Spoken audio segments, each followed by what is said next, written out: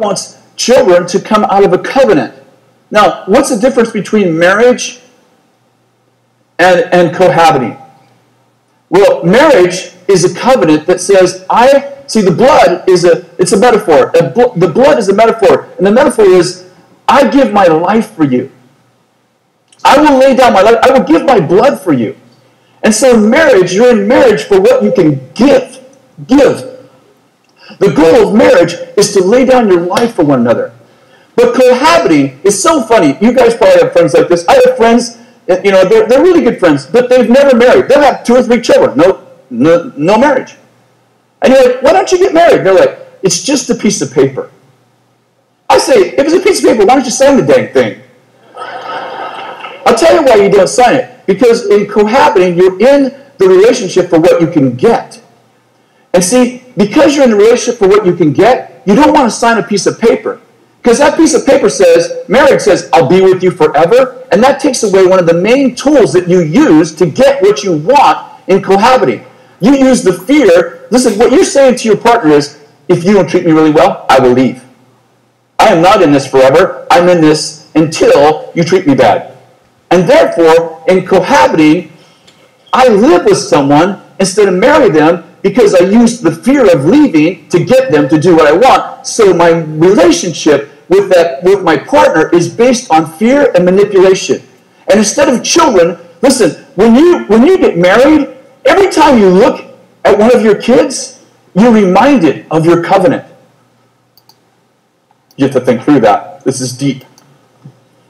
You're reminded of the covenant that you made when you see one of your children. Because when children are born out of covenant, they're the product of a love relationship in which you say, I'll lay down my life for you. And every time you see one of your children, you're reminded of the great sacrifice that you made to bring these children into the world.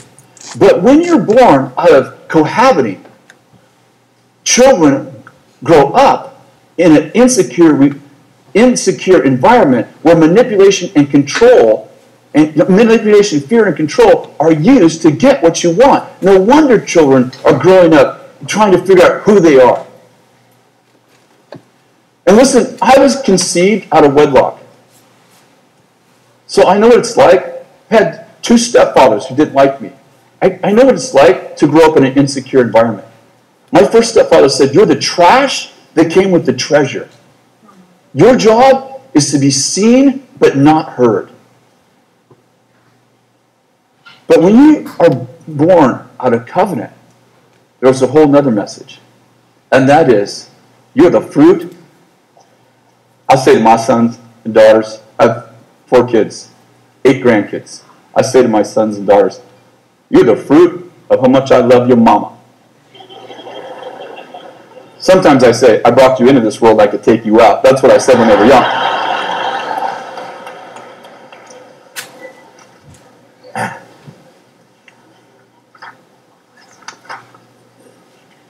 The goal, I wrote this, I like it. I don't know if it'll fit, but I'm just going to read it because I like it. Love germinates in the soil of sacrifice, sprouts in the garden of surrender, and matures in the matrimony of servanthood. Love isn't love until it has cost you something to give it away. Let me read it one more time. True love germinates in the soil of sacrifice, sprouts in the garden of surrender, and matures in the matrimony of servanthood. Love isn't love until it's cost you something to give it away. Now, last night I thought that we had I thought those 10 steps were so amazing because those are the kind of tools that you need to manage your appetite. You make a covenant with your eyes. What he was sharing last night I thought was amazing. I was like, he stole my notes. Probably got it from my book.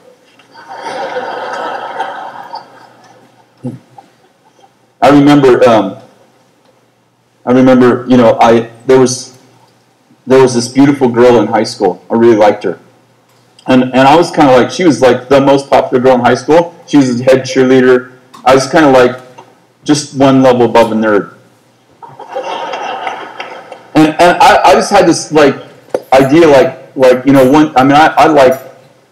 me just put it this way. I flunked algebra because of her. I was like, wasn't into math. I was into topography, and didn't work out too good for me.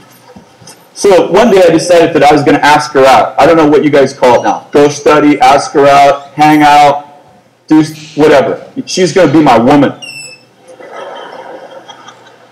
So I was so nervous. So after class, we had one class together. After class, after school, I go to her last class, and I'm waiting for her, and she comes out, and so I'm really nervous, and I'm like, would you go study with me? Would you be my woman? She's like, I'd love to.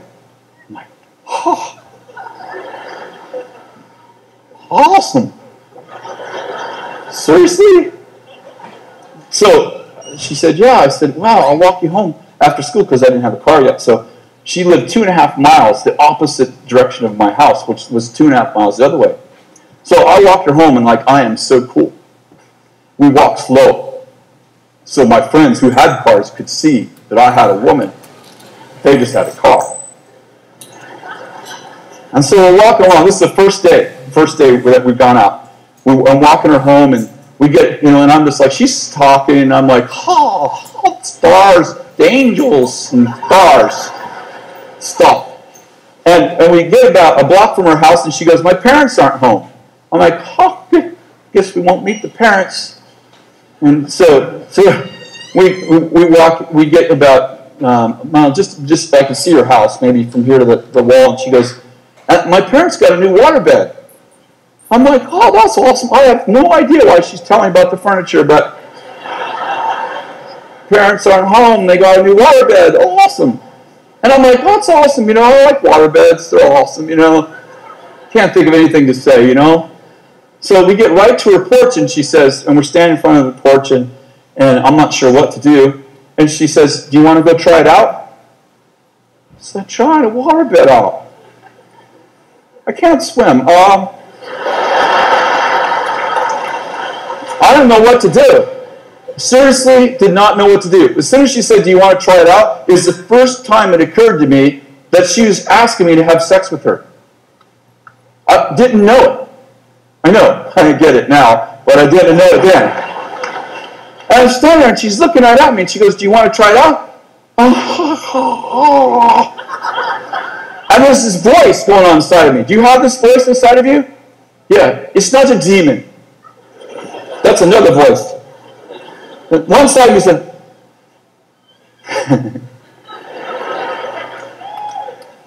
take her to bed, man! You want to be the most popular guy in high school? You need to go. Come on, just tell her yes. The word yes. Just tell her, I love to. And there's this other voice saying, dude, what's wrong with you, man? Get out of here. You need to save yourself. What's wrong? Something's gonna happen to you, dude. Get out of here. Get her. Tell her yes. No, tell her no. Yes. So that's going on inside of me, and I'm like, oh crap, I don't know what to do. So she's looking at me, most popular girl in school. I'm like, and she's dating like one level above a nerd.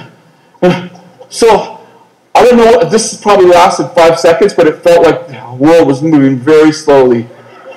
So I turned around and I took off running. I did. True story.